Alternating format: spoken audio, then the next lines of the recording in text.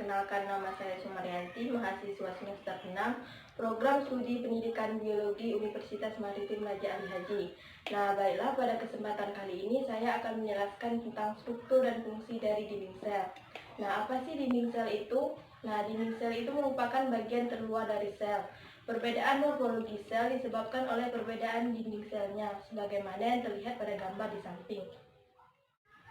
Pada sel-sel tumbuhan, jamur, dan bakteri, membran plasma bukanlah pembatas sel terluar, namun terdapat suatu struktur di luar membran plasma, yaitu dinding sel. Nah, umumnya dinding sel tumbuhan nampak lebih tebal dan kuat karena mempunyai fungsi utama sebagai pelindung sel dan rangka sel. Nah, meskipun demikian, dinding sel tetap memiliki sifat permeabilitas yang tinggi, sehingga bahan yang diperlukan sel ataupun yang akan dikeluarkan tetap dapat melewatinya.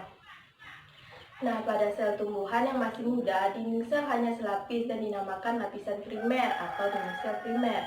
Nah, apabila sel ini makin dewasa, maka akan terbentuk lapisan di luarnya, yaitu lapisan sekunder atau dinding sel sekunder. Nah, antara kedua lapisan ini terdapat selapis tipis bahan mengandung pektin yang berfungsi sebagai perekat kedua lapisan dinding sel. Apakah dinding sel hanya terdapat pada tumbuhan saja? Nah, sebenarnya pada sel hewan terdapat suatu struktur yang kemudian dianggap sebagai dinding sel semu dan lebih dikenal dengan selubung sel karena ia sangat tipis. Nah, pada sel hewan, selubung sel ini tersusun dari molekul-molekul karbohidrat yang kompleks. Nah, pada sel-sel epitel, selubung sel terdiri atas molekul-molekul glikoprotein dan polisakarida. Sedangkan pada sel-sel selaput lendir khusus, selubung ini umumnya terdiri dari molekul mucin. Selubung-selubung inilah yang kemudian dinamakan glikokaliks yang dihasilkan oleh sel itu sendiri. Nah, selanjutnya itu ada komposisi kimia dinding sel tumbuhan. Nah, komposisi utama dinding sel ini adalah polisakarida yang terdapat dalam 3 bentuk, yaitu selulosa, hemiselulosa, dan pektin, yang bisa kita lihat seperti gambar di samping. Nah, selulosa ini adalah polimer lurus yang terdiri dari unit deglukosa yang berikatan dengan ikatan glikosida beta 1,4 deglukan. Nah, suatu molekul glukosa ini disusun oleh 8.000 sampai 15.000 unit glukosa. Pada sel tumbuhan, selulosa dibangun oleh 40 sampai 70 rantai glukan. Nah, yang kedua ada hemiselulosa, di mana hemiselulosa ini merupakan heteropolimer yang terdiri atas bermacam-macam polisakarida dan merupakan rantai bercabang. Nah, beberapa hemiselulosa yang umum adalah sikilan, arabinokilan, glukomanan, galaktoglukomanan, dan kiloglukan. Nah, hemiselulosa ini berfungsi sebagai zat perekat mikrofibril selulosa. Nah, selanjutnya itu ada pektin, di mana pektin ini dicirikan dengan adanya gugus asam yang berasal dari residu asam glukuronat dan galakturonat. Selanjutnya komposisi kimia yang terakhir yaitu ada protein, struktural, dan plastik, di mana protein struktural pada dinding sel banyak mengandung hidroksiprolin. Nah, plastik biologis terdiri atas lignin dan kutin, di mana lignin ini mengisi dinding sekunder sehingga menyebabkan kaku dan tahan terhadap dehidrasi di lingkungan. Sedangkan kutin terdapat sebagai bahan yang meliputi dinding sel dari sel-sel permukaan. Pada dinding sel terdapat dinding sel primer dan dinding sel sekunder dan terdapat mikrofibril.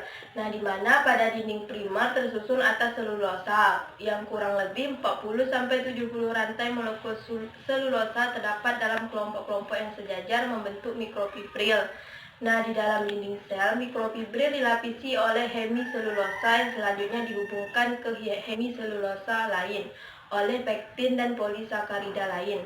Nah, pada dinding primer, mikrofibril tersusun erat dan letaknya tersebar. Ruang-ruang di antara mikrofibril diisi oleh air, protein, dan bahan dinding sel lain, yaitu hemiselulosa dan pektin. Nah, mikrofibril tersebut bersifat lentur dan dapat memanjang. Kandungan hemiselulosa tinggi dan selulosa rendah.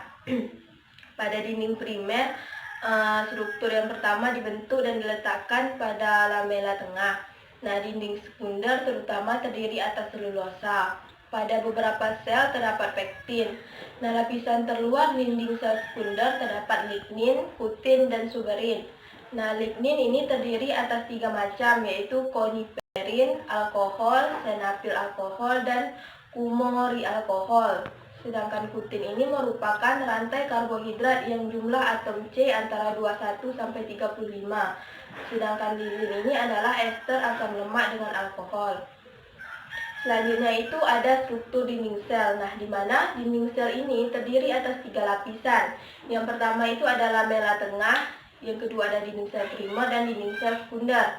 Nah, yang pertama itu lamela tengah. Lamela tengah ini merupakan lapisan terluar pertama yang terbentuk selama pembelahan sel. Lapisan ini kaya akan pektin. Nah, seperti yang dapat kita lihat di gambar di samping ini adalah perbedaan dari dinding sel primer dan dinding sel sekunder yang terdapat pada struktur dinding sel. Nah, selanjutnya itu ada fungsi dari dinding sel. Nah, di mana yang pertama fungsi dinding sel itu sendiri adalah untuk menyokong struktur dan bentuk sel. Yang kedua adalah untuk perlindungan terhadap infeksi dan stres mekanik. Yang ketiga adalah untuk pemisahan bagian dalam sel dari lingkungan luar. Dan yang keempat itu adalah untuk transportasi zat dan informasi dari bagian dalam sel keluar. Nah, selanjutnya itu fungsinya adalah untuk membantu dalam regulasi osmotik, mencegah kehilangan air, yang kemudian adalah komunikasi antar sel, dan membantu difusi gas masuk keluar dari sel. Selanjutnya itu adalah pembentukan dinding sel. Nah, di mana matrik polisakarida sebagai bahan dasar dinding sel disintesis dengan bantuan enzim di badan Golgi. Kemudian disekresikan ke dinding sel melalui fusi membran vesikula ke membran plasma yang seperti yang terlihat di gambar di samping. Selanjutnya itu adalah pertumbuhan dinding sel. Nah, pada pertumbuhan dinding sel ada 2 proses yang terlibat, yaitu pembelahan sel dan pemanjangan sel. Pembelahan sel berlangsung pada jaringan meristematis, sedangkan sel-sel anak yang dihasilkan pada jaringan meristematis mempunyai ukuran yang lebih kecil daripada sel-sel dewasa. Nah, setelah sel-sel anak terbentuk, maka selanjutnya terjadilah pemanjangan sel.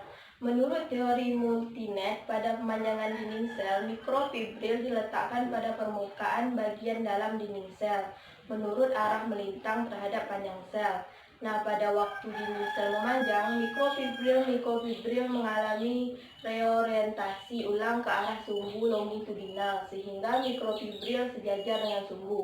Nah, dengan demikian, orientasi mikrofibril menurut teori multinet berlangsung secara pasif mengikuti perentangan dinding sel selama berlangsungnya pertumbuhan.